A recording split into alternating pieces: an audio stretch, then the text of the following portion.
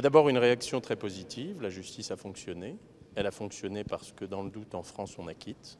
C'est la règle qui m'a profité il y a quelques années et je rends hommage à la Cour pour sa grande sagesse. Maître Florent, à juste titre, a parlé du concordia judiciaire dans la mesure où, après 6 années, après que 2 juges d'instruction de la GIRS Paris et les limiers de la brigade criminelle de Paris ont œuvré pour m'expliquer, il y a encore quelques mois de cela, que ces 6 hommes étaient à l'origine de cette tentative d'homicide.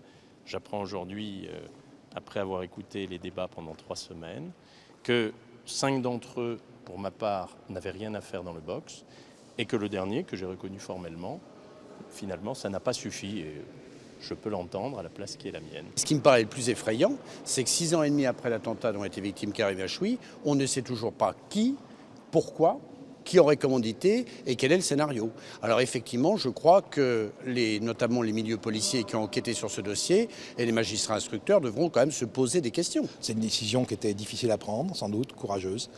Et on ne peut que saluer le fait que devant une cour d'assises, un accusé a parfois toutes ses chances.